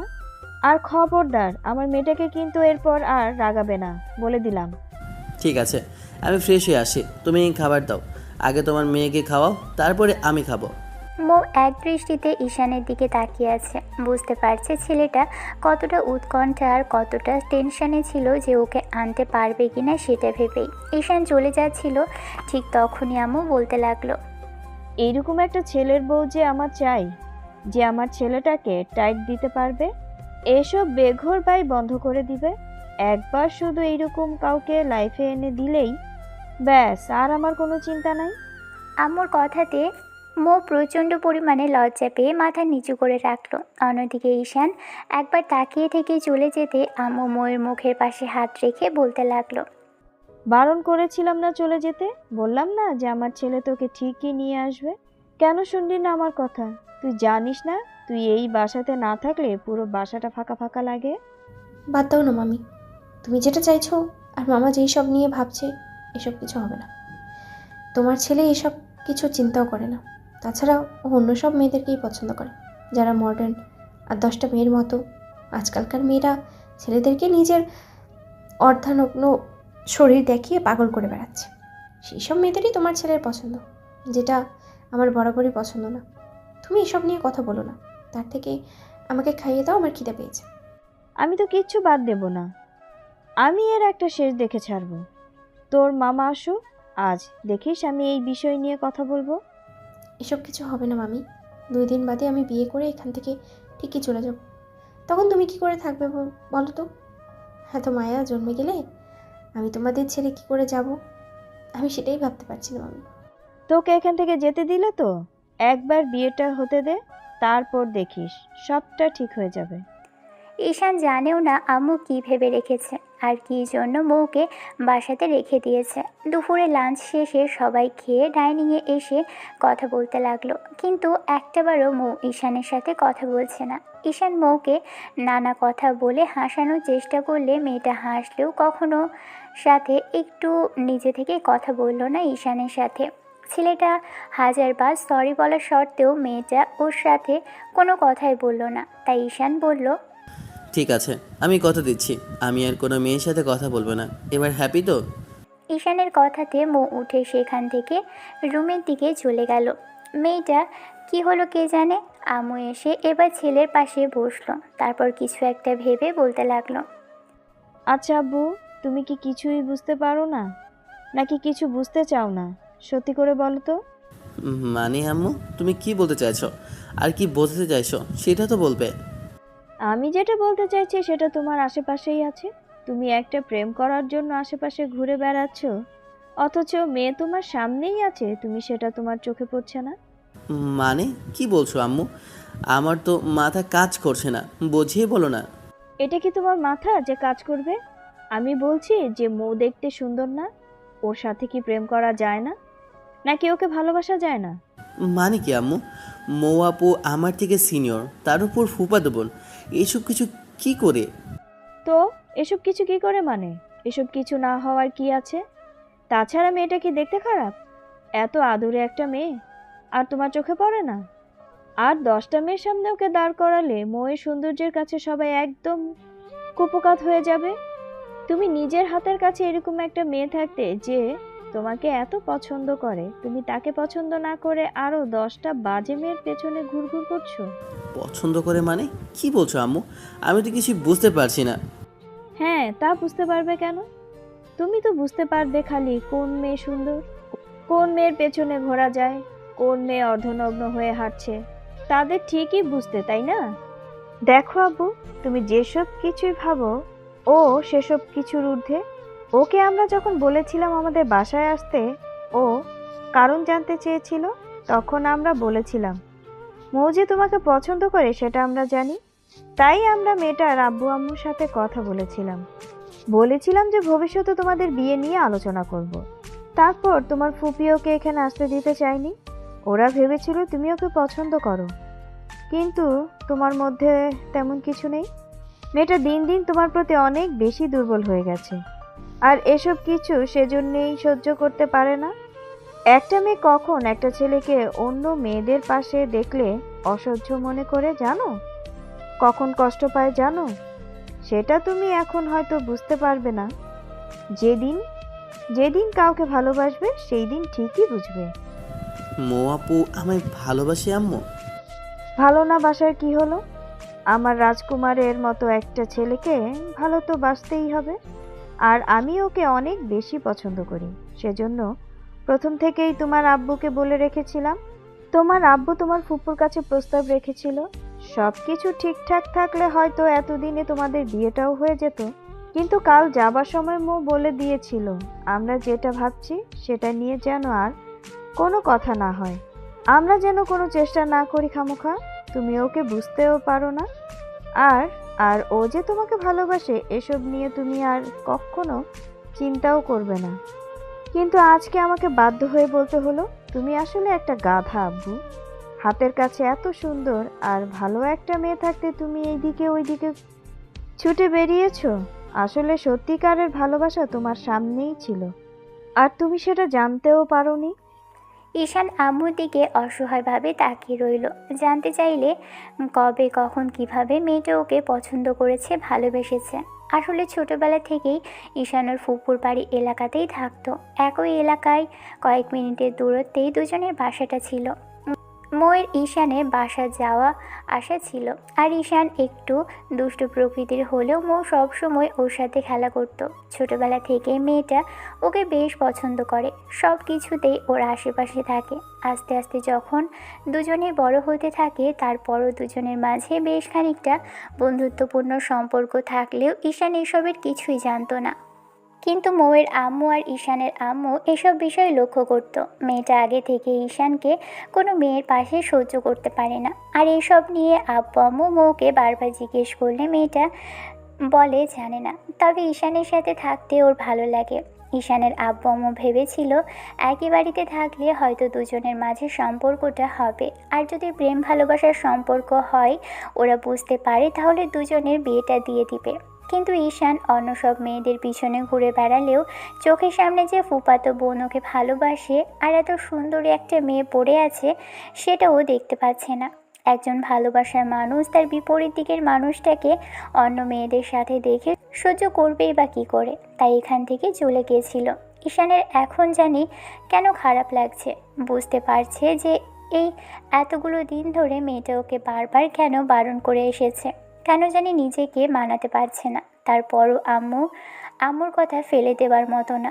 ঈশান এবার ময়ের রুমের সামনে আসলো। মেয়েটা আধশোয়া হয়ে বসে আছে, কিন্তু একটা কথা মেয়েটা আধা শোয়া হয়ে বসে আছে, কিছু একটা ভাবছে। কি ভাবছে কে জানে, তবে মনে হয় ওকে নিয়েই ভাবছে। ওই চোখে মুখে একদম একটা অজানা আশঙ্কা আর বিষণ্ণতার ছাপ। হয়তো ওকে হারানোর, আর নয়তো অন্য মেয়েদের পছন্দ করে বলে। ঈশান জানে না কি করবে। তবে যখন থেকে আম্মু সব কথা শুনেছে তাকে, তখন থেকেই সব কিছু অন্যরকম লাগছে। মনে হচ্ছে আগে কেন জানতে পারলো না, আগে জানতে পারলে তো এত ভুল করতো না। চোখের সামনে এত সুন্দরী মেয়েকে রেখে অন্য কোথাও কি করে প্রেম করতে গিয়েছিল। কথাগুলোই বারবার ভাবছিল ঈশান। মাঝে কেটে গেছে 2টা দিন। এই 2 দিনের মাঝে আম্মু আব্বুকে সবটা বলেছে। ঈশানকে যে জানিয়েছে সেটা জানার পর ঈশান যে কোনো রিয়্যাক্ট করেনি সেটাও আব্বু খুব ভালো করেই জানে। বিকেলে একা ছাদে দাঁড়িয়ে আছে মৌ। এলোমেলো খোলা চুলগুলো বারবার এসে মুখের উপর পড়ছে। ঈশান মেয়েটার থেকে কিছুটা দূরে দাঁড়িয়ে আছে, বারবার মেয়েটাকে লক্ষ্য করছে। অসম্ভব রকম সুন্দর লাগছে নীল 3 পিচে, মাথায় ওড়না, হাত ভর্তি চুড়ি, কপালে ছোট্ট টিপ, সব মিলিয়ে একদম একটা পরী। ঈশানের গত 2 দিন ধরে মনে হয়েছে মেয়েটাকে আগে কেন এমন করে দেখলো না। তাই তো খুব আফসোস হচ্ছে। ঈশান সেই প্রথম থেকে মেয়েটার দিকে তাকিয়ে আছে। মোর এলোমেলো অগোছালো চুলগুলো বারবার কানের পাশে গুঁজে দিচ্ছে। বাতাসে বড্ড বেশি ডিস্টার্ব করছে মেয়েটাকে। সব কিছু মিলিয়ে এক অজানা অনুভূতি সৃষ্টি করছে। ঈশান জানে না ভবিষ্যতে কি হবে, তবে খুব ভালো লাগছে এই মুহূর্তে মেয়েটাকে। ইচ্ছে হচ্ছে কাছে গিয়ে দাঁড়াতে। অনেকক্ষণ যাবৎ ট্রাই করলো ঈশান। মো একবারের জন্য ওর দিকে তাকাচ্ছে না। হয়তো আগের বিষয়টা নিয়ে এখনও রেগে আছে, আর নয়তো বা যতদূর শুনেছে ওকে পছন্দ করে। তার উপর যে মানুষটা ওকে এত ভালোবাসে সেই মেয়েটার সামনে দিয়ে অন্য মেয়েগুলোকে প্রপোজ করেছে, তাদের সাথে কথা বলার চেষ্টা করেছে। এসব জানতে পারার পর মেয়েটার খারাপ লাগারই কথা। ঈশান কি থেকে কি বলবে, কি থেকে শুরু করবে। আবার যবে থেকে শুনেছে মেয়েটা ওকে পছন্দ করে, প্রচণ্ড পরিমাণে ভালোবাসে, তবে থেকেই কেমন যেন আনইজি ফিল হচ্ছে কথা বলতে। আম্মু বলেছিল ওরা চেয়েছিল ওদের দুজনকে বিয়ে দিয়ে একই ছাদের নিচে রেখে দিতে, আর মৌকে বরাবরই আম্মুর প্রচণ্ড পরিমাণে পছন্দ, সেটা ঈশান জানতো। তবে ওর বউ করার যে ইচ্ছে ছিল এই সিনিয়র মেয়েটাকে, সেটা জানতো না। ঈশান কিছুক্ষণ চুপ থেকে এসে এবার মৌয়ের পাশে দাঁড়ালো। মেয়েটা একবার আর চোখে ওর দিকে তাকিয়ে থেকে তারপর মুখ ফিরিয়ে নিল। ছেলেটা কথা বলছে না, ও বারবার ওর এলোমেলো অগোছালো চুলগুলো ঠিক করায় ব্যস্ত আছে, আর ঈশান ওর দিকে হাঁ করে তাকিয়ে আছে। এমন কিছু দেখে এবার মৌ বিরক্তি নিয়ে বলল, কি সমস্যা তোর? এখানে এসেছি একটু একা থাকার জন্য, এখানেও তুই আমাকে ডিস্টার্ব করতে চলে এসেছিস? তোকে খেয়ে দিয়ে কোনো কাজ নেই? আমাকে কি একটু ভালো থাকতে দিবি না নাকি? কেন, আমি আবার কি করলাম? নাকি তোমার দিকে এমন করে তাকিয়েছি দেখে? কোনো দরকার নেই আমার দিকে তাকিয়ে থাকার। রাস্তায় অনেক মেয়ে আছে যাদের দেখতে আমার থেকে অনেক বেশি সুন্দর, তাদের দিকেই তাকিয়ে থাক। সেদিন থেকে দেখছি তুমি আমার সাথে তেড়াভাবে কথা বলছো। কি সমস্যা তোমার? ভালোভাবে কথা বললে তো হয়। রাগ করো, জেদ দেখাও, ভুল করেছি তার জন্য বকাঝকা করো, যা ইচ্ছা তাই করো। তারপরে এরকম করার কি খুব বেশি দরকার? এতে আমার ভালো লাগবে বলো? আমি তো কোনো ইগনোর করছি না, যার যেমন স্বভাব তাকে তেমন করেই বললাম। আমাকে একটু একা থাকতে দে প্লিজ, যা এখান থেকে। আর আমি জানি তুই আমাকে বরাবরের মতোই বলতে এসেছিস যেন আমি তোর পার্সোনাল বিষয়ে ইন্টারফেয়ার না করি। আমি তো করতে চাইনি, তুই জোর করে নিয়ে আসলি কেন আমাকে বাসায়? না রে বাবা, তেমন কিছু না। আমি বলতে চাইলাম যে আম্মু যেটা বললো সেটা কি সত্যি? কি বললো আম্মু? আর কি সত্যি হবে? না মানে আসলে বলছিলাম কি যে আম্মু বলল তোমার সাথে নাকি আমার বিয়ে ঠিক হয়ে আছে, আর আম্মু তোমাকে আমার বউ করে। মামি মজা করলো আর তুই সেটা সত্যি করে নিলি? এসব চিন্তা ভাবনা না করে এখন যেখানে যাচ্ছিলি যা, আমাকে একটু একা থাকতে দে। সবসময় তো একাই থাকো, আমি একটু এখানে থাকি না, কি সমস্যা? আমি তো তোমাকে জ্বালাচ্ছি না কোনোভাবে। ঠিক আছে আমি চলে যাচ্ছি, তুই থাক। আমি থাকলে তো তুই এখান থেকে আমাকে জ্বালানোর জন্য দাঁড়িয়ে থাকবি? ঠিক আছে থাক। কথাগুলো বলেই মৌ চলে যেতে নিলেই ঈশান ওর হাত ধরে আটকে দিল। সাথে সাথে মেয়েটা ওর দিকে ফিরল। ঈশান মৌয়ের হাতটা ছেড়ে দিতেই মেয়েটা অবাক চোখে তাকিয়ে রইল। তখন ঈশান মাথা নিচু করে বলতে লাগলো, ঠিক আছে তুমি থাকো, আমি চলে যাচ্ছি। ঈশান চলে যেতে মৌ খানিকটা বিরক্তি নিয়ে বলতে লাগলো। এতগুলো দিনে আমাকে অনেক জ্বালিয়েছিস তুই। তোর জন্য কোনো কিছুতেই আমি মনোযোগ দিতে পারিনি। তোর উপরে এতগুলো মেয়ের সাথে কথা বলেছিস, তার উপরে সেগুলো আমার মোটেও পছন্দ ছিল না। আমি তোকে বলতেও পারিনি, আর সেটা আমার ব্যর্থতা ছিল। আর বলবোই বা কী করে, যে কিনা বাইরের মেয়েদেরকে পছন্দ করে করে বেরিয়েছে আজ থেকে একে তো কালোকে। তাহলে আমি তাকে কি করে বলতাম? জানি না কি হবে, তবে আমি চাই না তোকে জোর করে কোনো বাঁধনে বেঁধে রাখতে। আরও 2 দিন বাদে মৌয়ের আব্বু আম্মু আসলো ঈশানদের বাসাতে। মৌ কয়েকদিন যাবৎ কলেজে যাচ্ছে না, ভালো লাগছে না বলে সব সময় মামির আশেপাশে থাকে।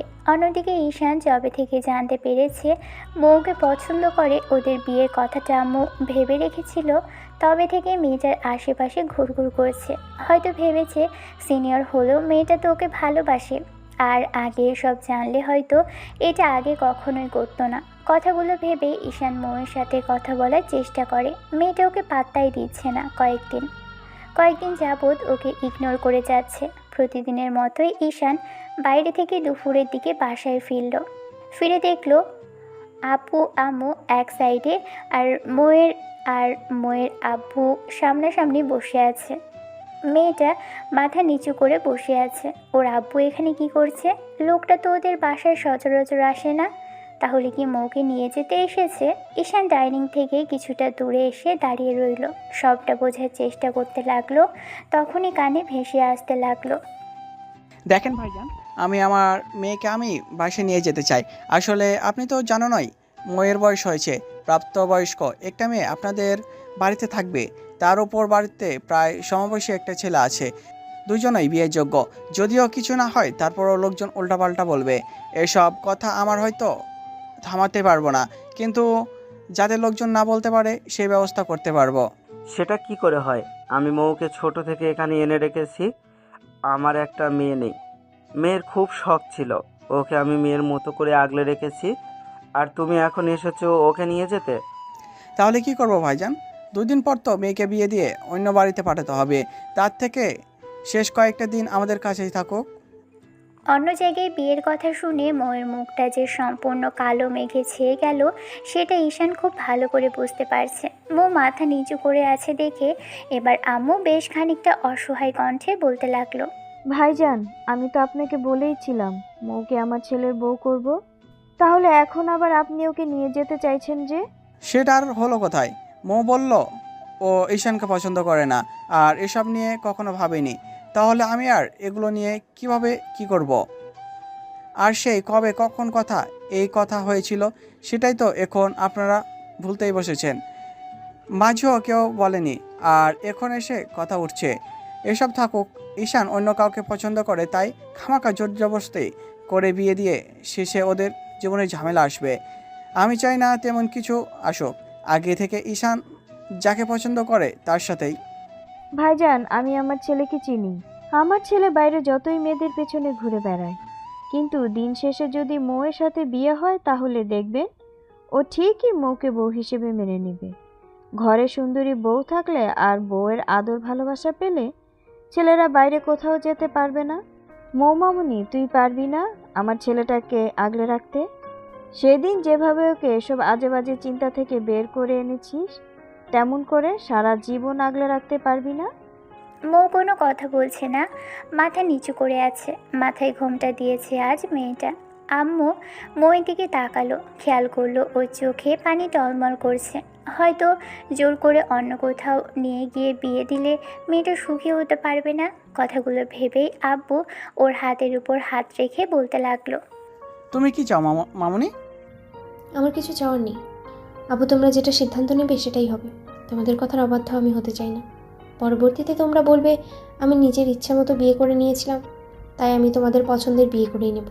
তোমরা যখন যেখানে বলবে আমি সেখানেই বিয়ে করে নেব। আমার কোনো কিছুতেই আপত্তি নেই আব্বু। এরকম কথা কেন বলছিস মামুনি? তুই না আমাকে আম্মু বলে ডেকেছিলি? তাহলে এখন কেন আমার থেকে দূরে চলে যেতে চাইছিস? তোকে আমি ছেলের বউ করব বলে কতদিন ধরে অপেক্ষা করে আছি, আর তুই বলছিস না তোর আব্বু যার সাথে বিয়ে দিবে তাকে তুই বিয়ে করে নিবি? যেটা হবার নয় সেটা নিয়ে আমি আর বেশি দূরে এগোতে চাই না মামি। তাছাড়া তোমার ছেলে আমার পছন্দ করে না। সবচেয়ে বড় কথা, ওর বাইরের মেয়েগুলোকেই পছন্দ, যারা মডার্ন আর স্মার্ট তাদেরকে। আমার মতো গেও খ্যাত একটা মেয়েকে কেনই বা তার তোমার তোমার ছেলে পছন্দ হবে বলো? পছন্দ করবেই কেন? আব্বু আমার মনে কষ্ট দিয়ে আমি অন্য কোথাও বিয়ে করতে চাই না মামি। ওরা যেখানে ঠিক করবে আমি সেখানেই নির্দ্বিধায় বিয়ে করে নেব। আম্মু হতাশ হলো, চুপ করে রইল কিছুক্ষণ। তারপর একটা সময় উঠে চলে গেল সেখান থেকে। ঈশান এসে আপুর পাশে বসলো। তখন আব্বু মোয়ের আব্বুকে উদ্দেশ্য করে বলল, এখনো এমন কিছু হয়ে যায়নি যে আমার ছেলের সাথে আপনার মেয়ের বিয়ে দিতে পারবেন না। তাছাড়া ঈশান বাইরের কয়েকটা মেয়েকে পছন্দ করছে, তার মানে এই না যে তাদের সাথে সম্পর্ক এত গভীর কিংবা বিয়ে হয়েছে যে এখন আর মৌকে বিয়ে করতে পারবে না। মৌ মামনি, তুই আমার কথা রাখবি না? তুই তোর আব্বুকে বলে দে তুই আমার ছেলেকে বিয়ে করবি।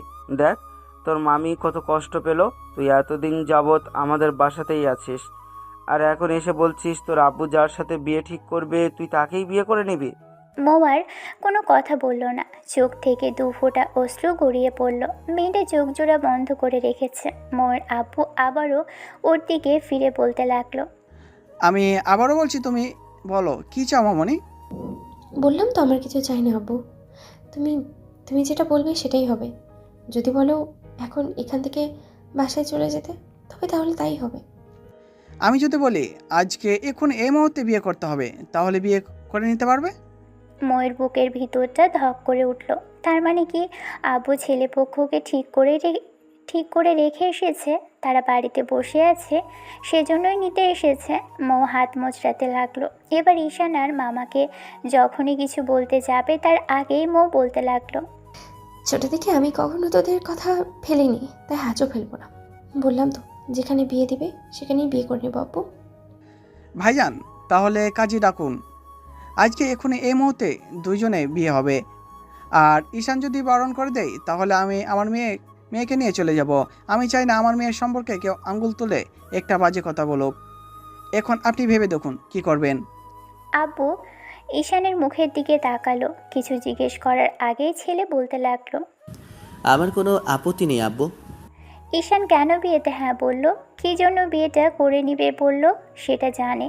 তবে এই মুহূর্তে ময়ের চোখের পানিটা বুকের বাঁ পাশটায় গিয়ে লাগছে। তার উপর আম্মুও কষ্ট পেয়েছে ময়ের এমন কথাতে। একটু বাদে ঈশানের বন্ধুদের মাধ্যমে কাজী ডাকা হলো। বিয়ে শুরু হতেই ঈশানের আম্মু দূরে দাঁড়িয়ে রইল, এখনও কাছে আসছে না। ঈশান তখন জোর করে এনে আম্মুকে একটা জায়গায় বসিয়ে দিল। বিয়েটা বেশ ভালোই সম্পন্ন হতেই সবাই কথা বলতে লাগলো। মো একটা কথা পর্যন্ত বলেনি, শুধু একবার ঈশানের দিকে তাকিয়েছিল। বউ সাজে মেয়েটাকে এখনও পর্যন্ত সাজানো হয়নি, তবে গোলাপি রঙের একটা 3 পিস পরেছে, তাতেই মেয়েটার গায়ের সাথে একদম যেন ম্যাচ করে গেছে।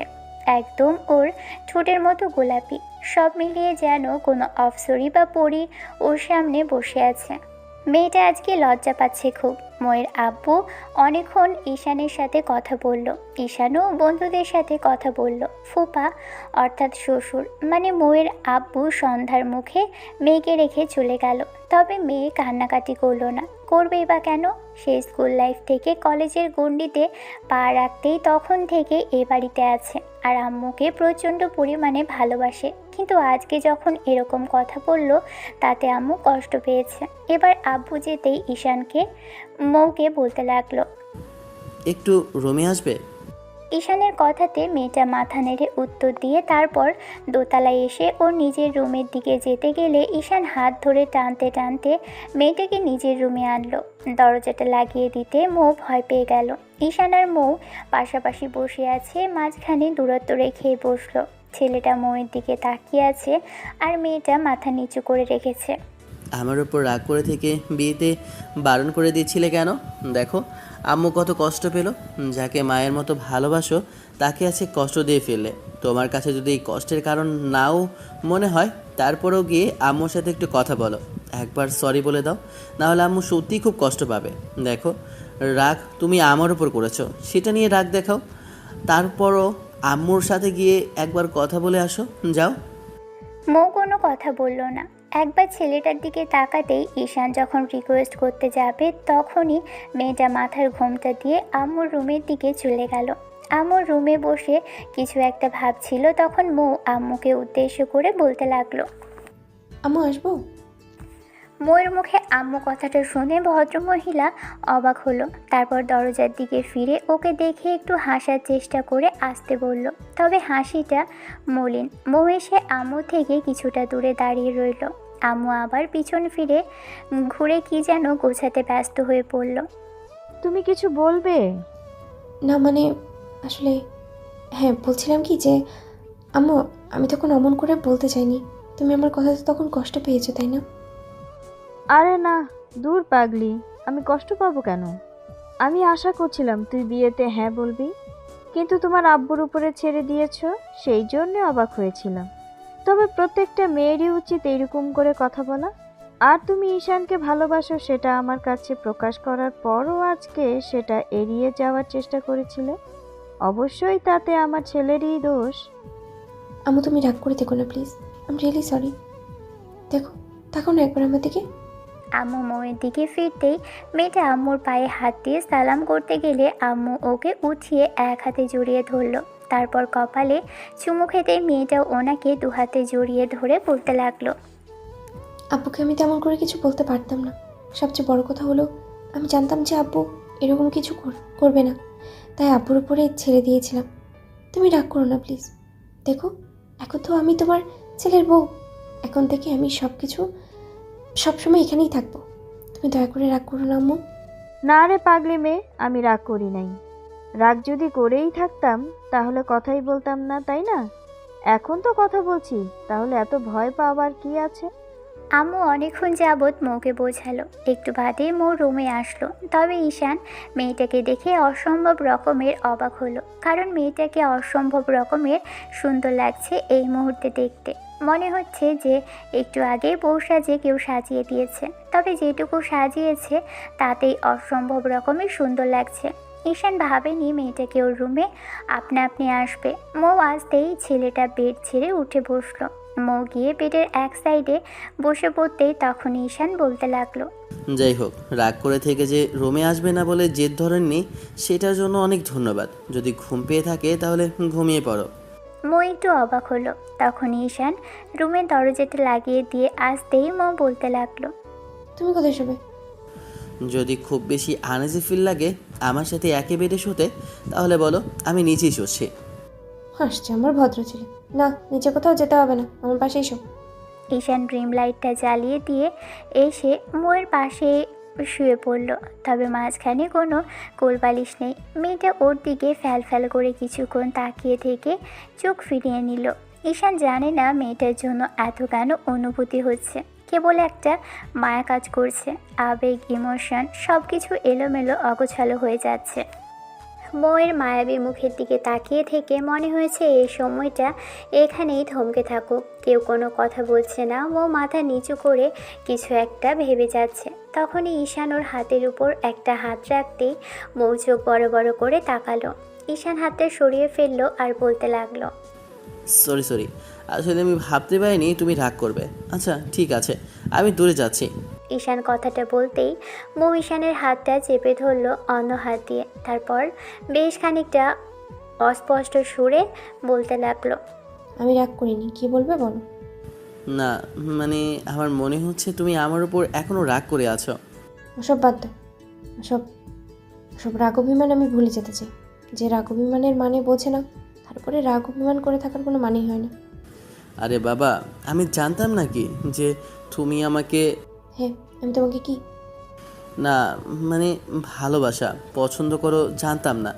আমি তো ভেবেছিলাম তুমি আমাকে জুনিয়র আর মামাতো ভাই হিসেবে ভাবো, কিন্তু এমন করে কখনো চিন্তাও করা হয়নি তুমি আমায় এত ভালোবাসো। যদি জানতাম তাহলে কি বাইরে ঘুরে বেড়াতাম?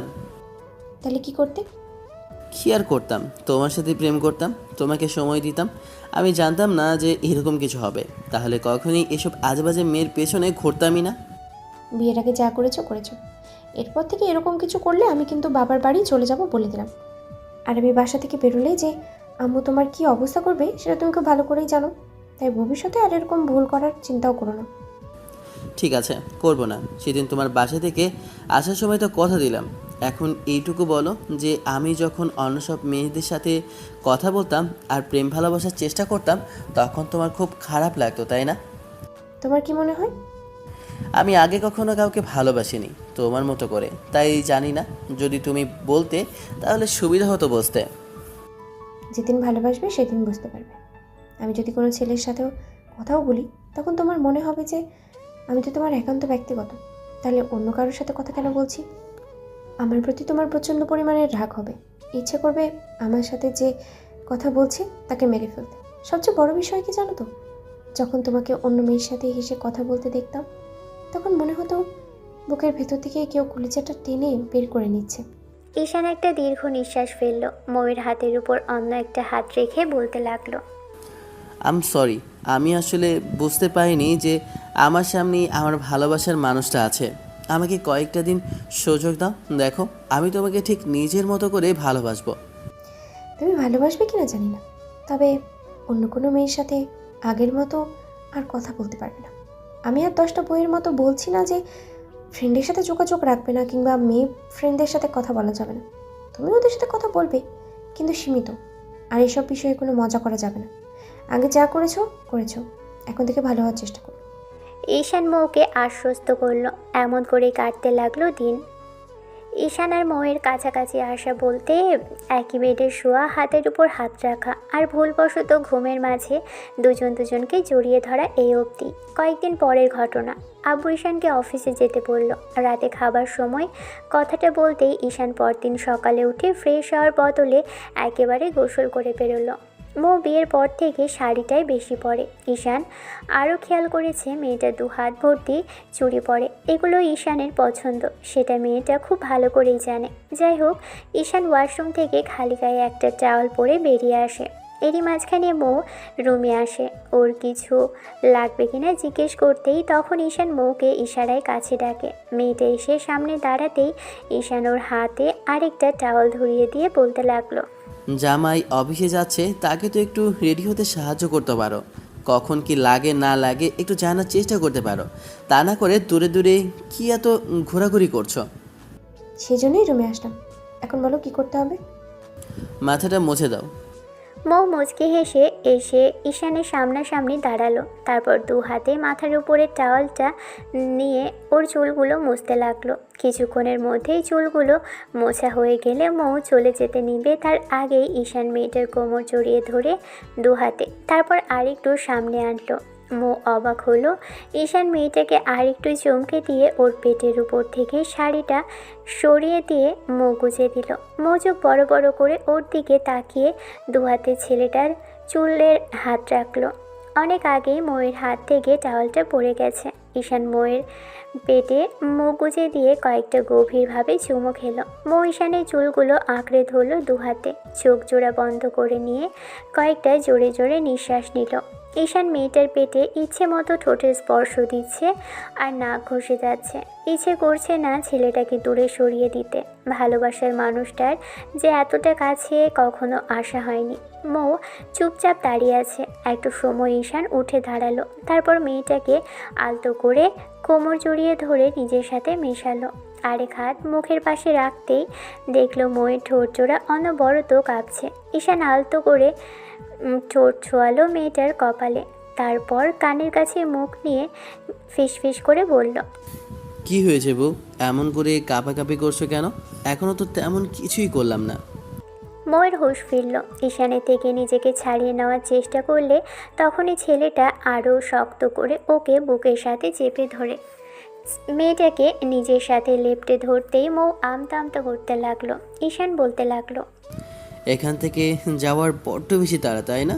আমি এখন তোমার হাজব্যান্ড, আমারও অধিকার আছে তোমাকে কাছে পাবার। তাহলে দূরে যেতে চাইছো কেন বউ? মৌ লজ্জা পেয়ে নিজেকে ছাড়িয়ে নিল। দৌড়ে যাওয়ার সময় শুধু বলল, জানি না। রাতে কিন্তু আর ছাড়বো না বউ, আমার এর থেকে আরো বেশি আদর চাই। ততক্ষণে লজ্জা পেয়ে সেখান থেকে দৌড়ে পালিয়েছে। আম্মু আজকে সকাল সকাল বেরিয়ে পড়েছে। আব্বু আজ সকাল সকাল বেরিয়ে পড়েছে। ঈশান একটু বাদেই রেডি হয়ে নিচে আসতেই দেখলো মৌ খাবার তৈরি করে ফেলেছে। ঈশান এসে ডাইনিংয়ে বসতেই মেয়েটা তাড়াহুড়ো করে খাবার বেড়ে দিতে লাগলো। আম্মু এখনও রান্না শেষ করে উঠতে পারেনি, আজকে একটু উঠতে লেট হয়ে গেছে কিনা। মৌ খাবার বেড়ে দিতেই ঈশান মেয়েটার হাত ধরে টেনে পাশে বসালো, তারপর বলতে লাগলো, আমাকে খাইয়ে দাও বউ। মৌ চোখ বড় বড় করে তাকাতেই এরই মাঝখানে আম্মু এসে কথাটা শুনে ফেললো। তারপর বেশ খানিকটা মুচকি হেসে বলল, এখানে তেমন কেউ নেই, আমার সামনে এত লজ্জা পাচ্ছ কিসের জন্যে? আমি তো কিচেনেই আছি, দাও খাইয়ে তোমার বরকে মামুনি। মৌ লজ্জা মাখা মুখে হ্যাঁ সূচক উত্তর দিয়ে তারপর ঈশানকে খাইয়ে দিতে লাগলো। যতবার মেয়েটা ওকে খাবারের লোকমা মুখে তুলে দিয়েছিল ততবার ঈশান মৌয়ের আঙুলে কামড় দিয়েছিল। ঈশানকে অনেকক্ষণ যাবৎ বিরক্ত করলো। একটা সময় ঈশানকে খাওয়ানো শেষ হয়ে গেলে মেয়েটা দৌড়ে সেখান থেকে চলে গেল। ঈশান অফিসের উদ্দেশ্যে বেরিয়ে পড়ে। অফিসে যাওয়ার অপেক্ষা করতে লাগলো মৌ কখন কল করবে, কিন্তু মেয়েটা কল দিচ্ছে না। শেষে ঈশান এক প্রকার রাগ নিয়ে 11টার দিকে কল করলো। ছেলেটা কল করতেই মৌ অনেকটা ভয় পেয়ে যায়। ফোনের স্ক্রিনে ঈশানের নাম্বারটা দেখে তাড়াহুড়ো করে রিসিভ করে সালাম দিতেই ঈশান সালামের উত্তর দেয়। মেয়েটাকে মুখ কালো করে থাকতে দেখে অবাক হলো, মেয়েটার এই অবস্থা কেন? ঈশান কিছুক্ষণ চুপ করে থেকে একটা দীর্ঘশ্বাস ফেলে বলল, আমি আজকে প্রথমবার তোমার কথাতে অফিসে আসলাম। অফিসে আসার পর একটাবার তো ফোন দিয়ে জানতে পারতে আমি ঠিকঠাক মতো পৌঁছেছি কি না। অন্তত একটাবার একটা মেসেজ তো করে দেখতে পারতে, নাকি এখনও সে আগের মতো রাগ করে আছো? ও আচ্ছা আচ্ছা, বুঝতে পেরেছি। আজ সকালে একটু দুষ্টুমি করেছি, সেই জন্য তুমি আবারও নতুন করে রাগ করেছো, তাই তো? ঠিক আছে, আমি আর তোমার অনুমতি ছাড়া তোমাকে টাচও করবো না বউ। মৌ অসহায় চোখে তাকাতেই ঈশান বলতে লাগলো, আমি তোমার সাথে মানিয়ে নেওয়ার চেষ্টা করছি, আর তুমি প্রতিনিয়ত আমাকে দূরে সরিয়ে দেওয়ার চেষ্টা করছো। এটা কি খুব বেশি ঠিক হচ্ছে মৌ? পুরুষ বউয়ের কাছে চায় মানসিক শান্তি, আর সেই বউ স্বামীর সাথে কথাই বলে না ঠিক করে। বিয়ের পর থেকে দেখছি তুমি আমার সাথে কথাই বলতে চাইছো না। কি সমস্যা তোমার? নাকি আমি তোমাকে কোনো বিষয় নিয়ে জোর করছি? বলো তো। মৌ কোনো কথা বলল না। ঈশান রাগ করে কলটা কেটে দিল। মেয়েটা ফোন ব্যাক করলো না। অদ্ভুত ব্যাপার। ঈশান আম্মুকে ফোন করে বলল, আম্মু, তোমার বৌমার কি হয়েছে? একটাবার রুমে গিয়ে দেখো তো। ফোন করলাম, কথা বলো না, মুখ কালো করে রেখেছে। নাকি আমার সাথে বিয়ে হয়েছে দেখে খুব বেশি আফসোস হচ্ছে তার? এটা কেমন কথা আব্বু? মৌ একবারও বলেছে যে তোমার সাথে বিয়ে হয়েছে দেখেও এখন মন খারাপ করে আছে? কি সব আজব কথা। আমি যাচ্ছি, আমি গিয়ে দেখছি কি হয়েছে। আম্মু গিয়ে অনেকক্ষণ জিজ্ঞেস করলো, কিন্তু মৌ তেমন করে কোনো কথা বলল না। শেষে আম্মু হতাশ হয়ে রুম থেকে বেরিয়ে আসে। ঈশান দুপুরের বাসায় আসলো না। যাওয়ার সময় বলে গিয়েছিল বাসায় আসবে, কিন্তু মেয়েটার এরকম কর্মকাণ্ডে আর বাসায় যেতে ইচ্ছে করলো না। সারাদিন না খেয়ে দুপুরে বসেছিল। ভেবেছিল মৌ একটাবার কল করবে, কিন্তু মেয়েটা কল করেনি। কেন যে মেয়েটা এরকম মন খারাপ করেছিল সেটা নিয়ে ভাবতে ভাবতেই দিনটা কেটে গেল। বিকেল 3টার মুখে ঈশান অফিস থেকে বেরোলো। তারপর বাসায় যাবার পথে মনে হলো যে মেয়েটার জন্য কিছু একটা নেওয়া যাক। কখনো ওর জন্য কিছু নেওয়া হয়নি, আর বিয়ের পর তো মেয়েটাকে কিছু দেওয়াও হয়নি। ঈশান মৌয়ের পছন্দের বেশ কিছু গোলাপ আর একটা শাড়ি, চুড়ি আর কিছু চকলেট নিল, যেগুলো মৌয়ের বরাবরই পছন্দ। ঈশান বাসায় ফিরল, দেখলো মেয়েটা আম্মুর সাথে রান্না করছে। ঈশান বাসায় এসেছে, মৌ সেটা দেখেও ফ্যাল করে তাকিয়ে রইল। তখন আম্মু বলতে লাগলো, কি হলো মামুনি? বর বাসায় এসেছে, যাও গিয়ে দেখো কি লাগবে না লাগবে। এরকম করে চুপচাপ বসে থাকলে হবে? আমুর কথাতে ময়ের হুঁশ ফিরতেই মেয়েটা তাড়াহুড়ো করে রুমে আসলো। এসে দেখলো ঈশান ড্রেস চেঞ্জ করছে। মেয়েটা এসে দূরে দাঁড়িয়ে রইল। ঈশান বেডের উপর শাড়ি আর বাকি জিনিসগুলো দেখিয়ে বলতে লাগলো, দেখো, এখানে তোমার পছন্দের কিছু জিনিস আছে। যদি পছন্দ না হয় তাহলে ফেলে দিও, জোর করছি না তোমাকে।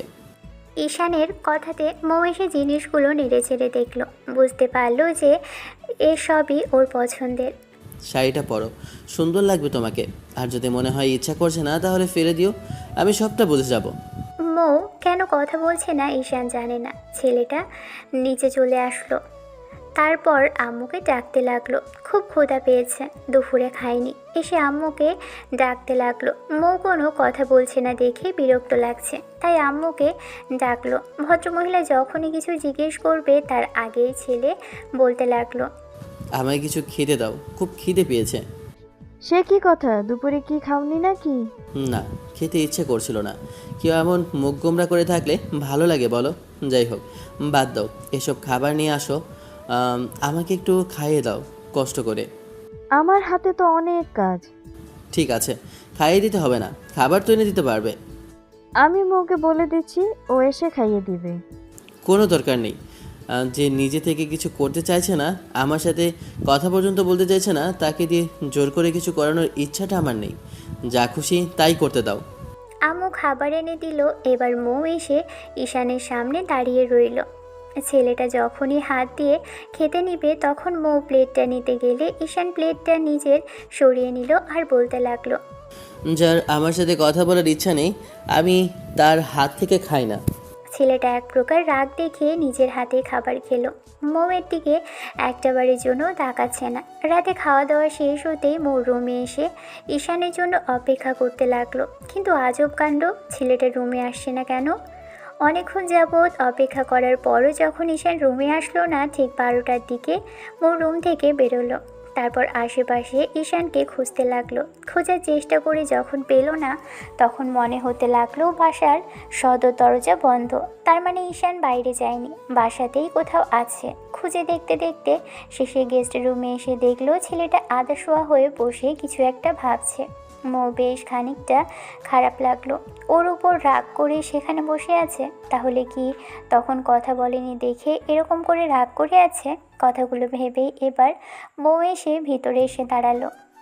কিছুক্ষণ চুপ রইল। তারপর ঈশানের ধ্যান ভাঙানোর জন্য একটু হালকা কাশি দিতেই ছেলেটা একবার আর চোখে ওর দিকে তাকিয়ে থেকে তারপর আবার ভাবনায় বিভোর হলো।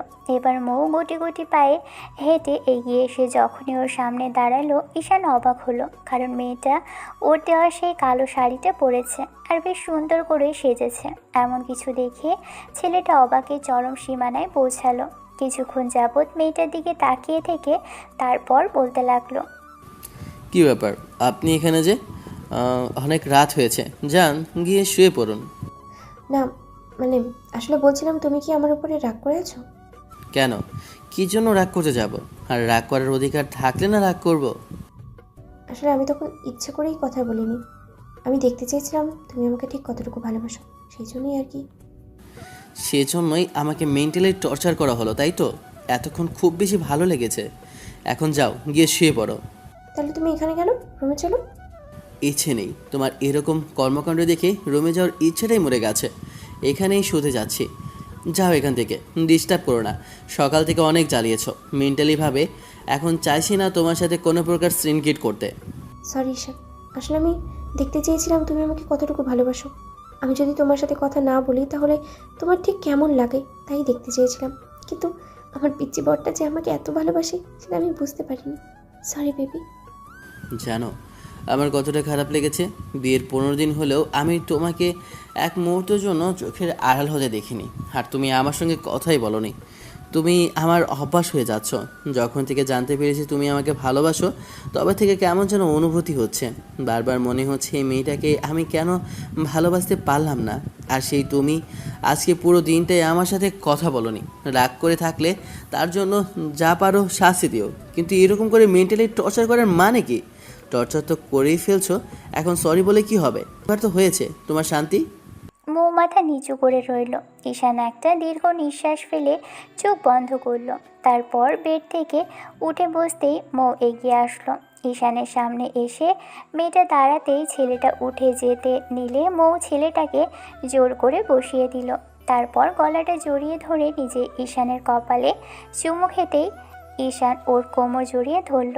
ছেলেটার চোখে পানি টলমল করছে। মৌ সেটা বুঝতে পারছে। তার মানে কি ছেলেটা ওকে বড্ড বেশি ভালোবেসে ফেলেছে, খুব বেশি কাছে চাই। মৌ নিজেও একই ছাদের নিচে থেকে ঈশানের ভালোবাসা থেকে বঞ্চিত থাকতে চায় না। তাই মেয়েটা একটু মুচকি হাসলো। তারপর আপনা আপনি ওর কোলের মধ্যে বসে পড়ল। ময়ের এমন অদ্ভুত ধরনের আচরণে অবাক হলো ঈশান। তারপরও এক হাতে কোমর জড়িয়ে ধরে আরেক হাত মুখের পাশে রেখে বলতে লাগলো, অনেক বেশি ভালোবাসিব। যদি কোনো ভুল থাকে তার জন্য যা খুশি শাস্তি দিও। তারপরও এরকম চুপ করে থেকে মেন্টালি টর্চার করো না প্লিজ। আমি তোমার কাছে মানসিক শান্তি চাইছি, আর তুমি যদি এমন অশান্তির কারণ হও তাহলে আমি কি করে ভালো থাকবো বলো? মো আবারও মুচকি হাসলো। আলতো করে ঈশানের ঠোঁটে ঠোঁট বসিয়ে দিয়ে কয়েক সেকেন্ড বাদে ছেড়ে দিয়ে বলতে লাগলো, সরি বেবি, আর কখনো এরকম করবো না। দেখো, এখন থেকে তোমার অনেক বেশি কাছে থাকবো শোনো। সত্যি তো ভালোবাসবে তো আমায়? মো লজ্জায় কথা বলতে পারছে না। তারপরও ঈশান এরকম মন খারাপ দেখে কথা বলতে হচ্ছে। ঈশান মুখকে শক্ত করে জড়িয়ে ধরল। তারপর ওর গলায় আর ঘাড়ে মুখ গুজে দিয়ে বলতে লাগলো, আমি বুঝতে পেরেছি, বিয়ের পর থেকে তোমার ভালোবাসা পাওয়ার জন্য আমাকে বেশি দিন দেরি করতে হবে না। যখন থেকে জানতে পেরেছি তুমি আমায় ভালোবাসো, তখন থেকে নিজেই চেষ্টা করে গেছি তোমাকে ভালোবাসার। আর আজকে তোমার ইগনোরটা আমাকে বুঝিয়ে দিয়েছে আমি ঠিক তোমাকে কতটুকু ভালোবাসি আর কতটুকু কাছে পেতে চাই। প্লিজ বউ, আর কখনো এমন করে আমাকে ইগনোর করো না। তোমার ইগনোরটা যে আমি আর নিতে পারবো না, বিশ্বাস করো। সত্যি মরে ঈশানের এরকম ধারা কথাতে মো ওর ঠোঁট জোড়া বন্ধ করে দিল। সাথে সাথে ঈশান পাগলের মতো মেয়েটার নরম ঠোঁটে কিস করতে লাগলো। মিনিট 5 পরে মেয়েটাকে ছেড়ে দিয়ে দুজনেই হাঁপাতে লাগলো। এবার মো ঈশানের গালে খুব জোরে সুরে একটা চুমু খেয়ে বলতে লাগলো, চলো শোনো, এবার রুমে চলো, অনেক রাত হয়েছে, রুমে গিয়ে শুয়ে পড়ি। না, আজকে এই রুমেই থাকবো। তুমি আমার কাছে থাকবে, কোথাও যাবে না। আর আমি এখন থেকে এখানেই থাকবো। অন্তত আজকে রাতটা তো দুজন এখানে কাটাবো। কিন্তু এই গেস্ট রুমে? রুম ছেড়ে এখানে কেন? চলো না রুমে যাই। কেন? এখানে ভালোবাসলে কি খুব বেশি খারাপ লাগবে বউয়ের? যথেষ্ট। ঈশান মৌকে কোলে উঠিয়ে নেয়। তারপর রুমের দরজাটা লাগিয়ে দিয়ে আসে। এরই মাঝে মৌ আবারও ছেলেটার ঠোঁটের সাথে নিজের ঠোঁট জোড়া মেলাতেই ঈশান রেসপন্স করতে লাগলো। এরপর যেটা হবে সেটা দুজনের মাঝেই থাকুক, আমরা ওদের কাজে বাধা না দিই। ভালো থাকুক ভালোবাসা। দেখা হচ্ছে অন্য কোনো দিন অন্য কোনো গল্পে। ততদিন পর্যন্ত সুস্থ থাকবেন, ভালো থাকবেন, আমাদের সাথেই থাকবেন। ধন্যবাদ। আল্লাহ হাফেজ।